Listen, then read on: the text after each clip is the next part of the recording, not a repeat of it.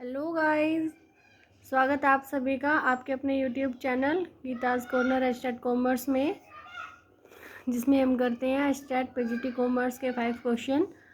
आज मैं आपको करवाने वाली हूँ 2019 स्टेट पीजीटी कॉमर्स के 126 से लेकर 130 तक क्वेश्चन। ठीक है, इससे पहले हम 2018 का क्वेश्चन पेपर जो पूरा कर चुके हैं। प्लीज़ गाइस, अगर मेरी वीडियोज़ अच्छी लगे, अगर लगे कि मैं मेहनत कर रही हूँ, तो प्लीज़ मेरी वीडियोज़ को लाइक करें, कमेंट करें, ज़्यादा से ज़्यादा शेयर करें, और अगर आप चैनल पर नए हैं तो सब्सक्राइब करें, ताकि आने वाली वीडियो की नोटिफिकेशन आपको टाइम पे मिल जाए। ठीक है, इससे क्या होगा, मुझे भी थोड़ा मोटिवेशन मिलेगा और आपको भी बहुत हेल्प मिलेगी। अभी जो स्क्रीनिंग का पेपर होने वाला है उसमें भी मेरी वीडियोज़ जो है बहुत ही हेल्प करने वाली हैं आप लोगों की। चलिए करते हैं शुरू। आज का फर्स्ट क्वेश्चन क्या है? Using technical jargon in communication is categorized as, यानी कि जो कम्युनिकेशन जो संदेश वाहन है उसमें तकनीकी शब्दावली जो यूज़ करी जाती है, ठीक है, वो कौन से बैरियर्स में आती है, कौन से बैरियर्स में उसको रखा जाता है? ये हमारा आंसर हो जाएगा सिमेंटिक बैरियर्स, यानी कि अर्थ संबंधी बाधाएं। सिमेंटिक बैरियर्स कौन सी होती है? बहुत सारी होती है। Semantic is study of meaning, science and symbols used for communication. Semantic अर्थ संबंधी कौन सी स्टडी होती है जिसमें है ना कम्युनिकेशन से रिलेटेड जो मीनिंग होता है, जो साइन होते हैं, जो सिंबल्स होते हैं, उसके बारे में स्टडी करी जाती है। और ये वर्ड कहाँ से लिया गया है? सेमा से लिया गया, जिसका अर्थ क्या होता है? साइन। अब देखिए कौन कौन सी होती है। अभी जो क्वेश्चन आया वो ये आया कि टेक्निकल jargons जो वो किससे रिलेटेड होती है। कम्युनिकेशन बैरियर्स बहुत सारी होती हैं, कि इसमें जो आंसर है वो आ जाएगा सिमेंटिक बैरियर से रिलेटेड होती है। अब कुछ भी आ सकता है ना पेपर में, तो पेपर में अब की बार ये आया, नेक्स्ट टाइम वो आ सकता है, फिर वो आ सकता है, तो पता होना चाहिए सिमेंटिक बैरियर्स क्या होते हैं, यानी कि अर्थ संबंधी बाधाएं क्या होती है। अर्थ यानी कि जो मीनिंग है वो कब चेंज होता है हमारे कम्युनिकेशन का। कम्युनिकेशन कब चेंज हो जाता है? कहने वाला जिस भाव में बात को कहता है, दूसरा सुनने वाला उस भाव में उस बात को कैसे नहीं समझ पाता। बहुत सारे रीज़न होते हैं इन सारी चीज़ों के। देखिए फर्स्ट क्या है हमारा? Words with different meaning. एक ही वर्ड ऐसा होता है जिसके बहुत सारे मीनिंग होते हैं, ठीक है, जिसके कारण भी कई बार कहने वाला अपनी बात को दूसरे तक नहीं पहुंचा पाता और वो हमारे कम्युनिकेशन में बाधा आती है, संदेशवान में बाधा बन जाता है। फॉल्टी ट्रांसलेशंस, यानी कि गलत जब ट्रांसलेट कर लिया जाए, जिस अर्थ में बात को कहा गया है उस अर्थ में बात को ना समझा जाए, तो वो भी एक बहुत बड़ी बाधा बन जाता है। नेक्स्ट है अनक्लैरिफाइड अजम्पशंस। कहने वाला जब अपने मन में ये विचार कर ले कि हो सकता है उसे सारी बातें पता हो, जो प्राप्त करने वाला उसे ना ये सारी बातें पता होंगी, ठीक है, इस तरह की बातों को सोचकर जब कम्युनिकेशन करने वाला कम्युनिकेशन कर देता है, बात कह देता है, अपना संदेश दूसरे तक पहुंचा देता है बिना अजम्पशंस को क्लैरिफाई करे, तो वो वहाँ पे अनक्लैरिफाइड अजम्पशंस जो हैं वो हमारे लिए बाधा बन जाती है। नेक्स्ट है डेनोटेशंस एंड कोनोटेशंस। डेनोटेशंस क्या होती है? देखिए छोटे बच्चों की बुक्स में देखा होगा ना, जैसे यहाँ पे लिखा हुआ है कि वो क्या चीज़ है जो रोज़ एक खाने से डॉक्टर की ज़रूरत नहीं पड़ती है। सामने एक एप्पल छपा हुआ है, ठीक है, ये वाला एप्पल जो छपा हुआ है इस तरह से, तो ये क्या हो जाएगा? डेनोटेशन, यानी कि कुछ भी दिखा के डिनोट कर रहे हैं भाई, आप पहचानो उस चीज़ को। कोनोटेशन क्या होता है? कोनोटेशन होती है कि भाई जिस भाव में बात को कहा गया है उस भाव में ही बात को समझा जाए। कई बार क्या होता है कि कहने वाला अपनी बात को दूसरे भाव में कहता है और लेने वाला उसको गलत ले जाता है, ठीक है, वहाँ पे भी बात का मीनिंग बदल जाता है और वो भी कम्युनिकेशन में बहुत बड़ी बाधा बन जाता है। टेक्निकल jargons क्या होता है? टेक्निकली हर वर्ड के, हर क्वेश्चन, हर सब्जेक्ट में जो है टेक्निकल वर्ड्स होते हैं और उन सब के मीनिंग अलग होते हैं, सभी को नहीं आते। जो टेक्निकल, जो जिस फील्ड से बंदा जुड़ा हुआ उसे वही वाली टेक्निकल लैंग्वेज समझ में आती है, ठीक है, तो ये भी हमारे कम्युनिकेशन में बाधा बन जाए। तो बैड एक्सप्रेशन, कई बार क्या है, बात को पॉजिटिवली कहा गया है लेकिन एक्सप्रेशन ऐसे वो दिए गए, उस एक्सप्रेशन की वजह से बात को उस तरह से नहीं समझा गया जिस तरह से बात को कहा गया है, तो ये हमारे क्या है, हमारे सेमेंटिक बैरियर्स। हमें सभी के नाम याद रखने हैं। ये भी आ सकता है कि बताओ इसमें से सेमेंटिक बैरियर्स कौन सा नहीं है, या फिर जैसे भी आया कि टेक्निकल jargon जो किससे रिलेट करता है, सेमेंटिक बैरियर से, तो वो सभी पता होने चाहिए, ठीक है। चलते हैं नेक्स्ट क्वेश्चन, नहीं अभी इसके अदर ऑप्शन देखते हैं। अदर ऑप्शन में सबसे पहला क्या है? Physical barriers. फिजिकल बैरियर्स क्या होता है? फिजिकल बैरियर्स में हमारे आ जाएंगे भौतिक रुकावट या बाधाएं। जैसे कई बार क्या होता है, फ़ोन पे बात कर रहे हैं, रेंज नहीं आ रही, ठीक है, बात पहुंच ही नहीं रही है, या फिर एक बंदा दरवाजे के अंदर खड़ा है, एक दरवाजे से बाहर खड़ा है, यानी कि उनके बीच में गैप इतना है कि बात जो है दूसरे तक ढंग से नहीं पहुंच पा रही है, आवाज़ ही नहीं जा रही है। नहीं तो ये हमारे फिजिकल बैरियर्स हो जाते हैं। एक होता है हमारा अपवर्ड बैरियर्स। अपवर्ड बैरियर क्या होता है? जैसे अब मैनेजमेंट में 3 लेवल होते हैं, टॉप, मिडल और लो लेवल। लो लेवल ने कोई बात टॉप लेवल तक लेके जानी है तो डायरेक्ट नहीं जाएगा, पहले मिडल लेवल पे वो बात जाएगी और फिर मिडल लेवल वाला क्या करेगा, अपने हिसाब से उस बात को टॉप लेवल तक लेके जाएगा। तो यहाँ पे ये जो कम्युनिकेशन बैरियर्स हैं ये भी आ जाती हैं कि बात जिस तरह से कही गई उस तरह से वो ऊपर नहीं पहुंची तो वो अपवर्ड बैरियर्स हो जाते हैं। मूवमेंट बैरियर्स क्या होते हैं? संचालन संबंधी बाधाएं होती हैं। तो ये भी हमारा टेक्निकल जार्गन से रिलेट नहीं करता था, तो इसलिए ये वाला ऑप्शन भी कट हो गया। नेक्स्ट क्वेश्चन क्या है? What will be the Karl Pearson coefficient of correlation between X and Y as given below. तो सबसे आसान तरीका क्या है? यहाँ पे एक्स देखो बढ़ रहा है और वाई जो है कम हो रहा है, ठीक है। ऑप्शन जैसे 4 है हमारे पास, कैन नॉट बी डिटरमाइंड, 0, 1 और -1। डायरेक्ट दिख रहा है कि -1 है, लेकिन फिर भी सोल्व करके देखेंगे क्योंकि कई बार हर बार क्वेश्चन ऐसा थोड़ा ना आएगा एक माइनस का ऑप्शन देके चूज़ करो भाई।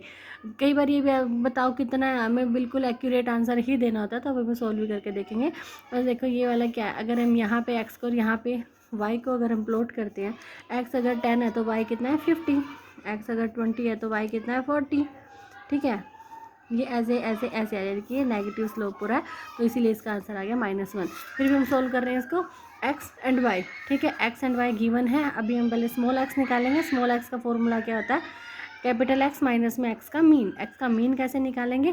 Sigma X 150 divided by N, number 1 2 3 4 5, ये आ गया हमारा 30 एक्स का मीन। सेम थिंग वाई के लिए, सिग्मा वाई निकाला 150 डिवाइडेड बाई एन करा तो हमारा वाई का मीन भी आ गया 30। स्मॉल एक्स निकाला, एक्स माइनस एक्स का mean 10 minus 30 -20, 20 minus 30 -10, 30 minus 30 0, 40 minus 30 10 20, इस तरह करके ये आ गया। एक्स का स्क्वायर करा, इसका स्क्वायर कर दिया, 20 का स्क्वायर 400, 10 का स्क्वायर 100, 0, 10 का स्क्वायर 100, 20 का 400, ये माइनस से प्लस हो जाएंगे स्क्वायर करते टाइम। वाई गिवन है, स्मॉल वाई निकाला, वाई माइनस वाई का मीन 50 माइनस 30 20 10, ठीक है। इस तरह से ये वैल्यूज आ गई, वाई का स्क्वायर कर दिया यहाँ पे। अब एक्स वाई कैसे निकलेगा? एक्स और वाई, ठीक है, this one is X, this one is Y, दोनों की मल्टीप्लाई करेंगे हम, -20 मल्टीप्लाई बाई 20 -400, ठीक है।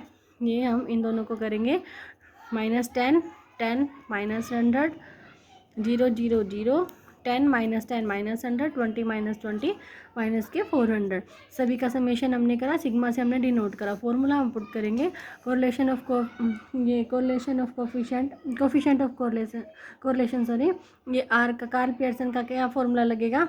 n into sigma X Y minus sigma X sigma Y divided by under the root, first bracket में क्या लिखेंगे? n sigma X square minus sigma X का होल स्क्वेयर, सेकंड ब्रैकेट है n into sigma Y square minus sigma Y का whole square. सारी values put करेंगे तो हमारे पास -1 वैल्यू जो निकल के आ गई है।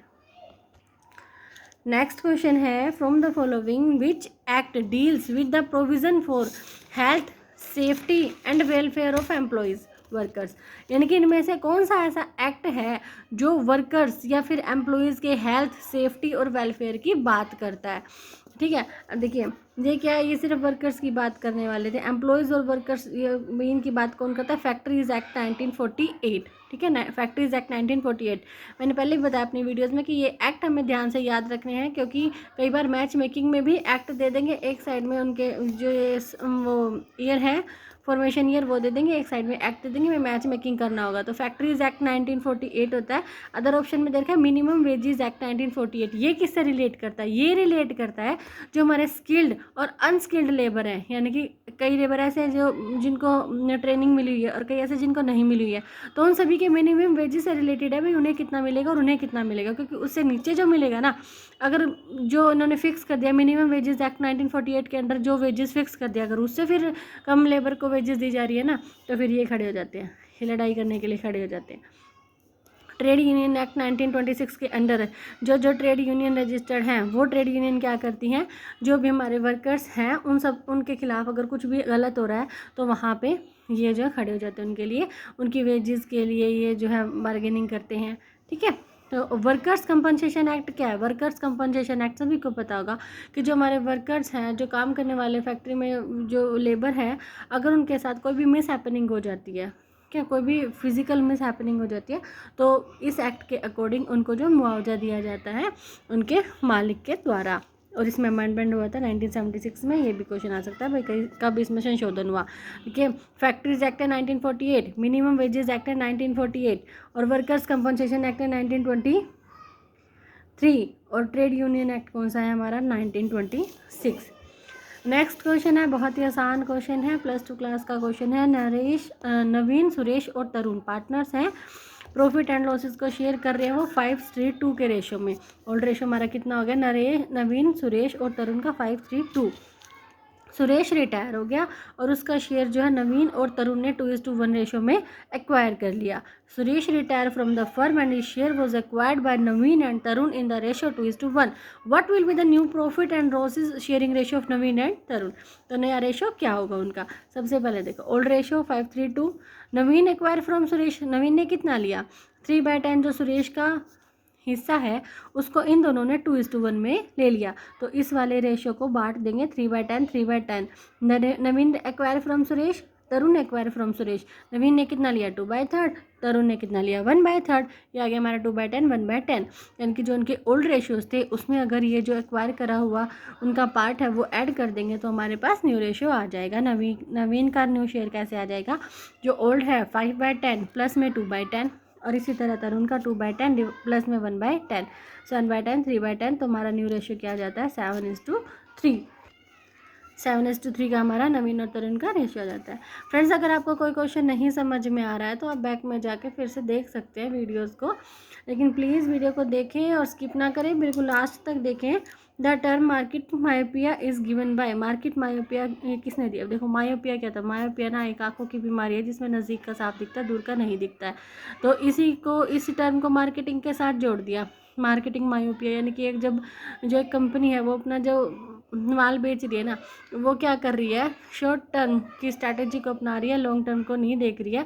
वो सिर्फ अभी देख रही है कि हाँ अभी अब मेरे साथ अच्छा हो रहा है, वो बिल्कुल फ्यूचर की तरफ नहीं देख रही है, लंबे टाइम के लिए नहीं देख रही है। ये किसने दी थी मार्केटिंग मायोपिया की जो टर्म है वो किसने दी, थियोडर लेविट ने दी।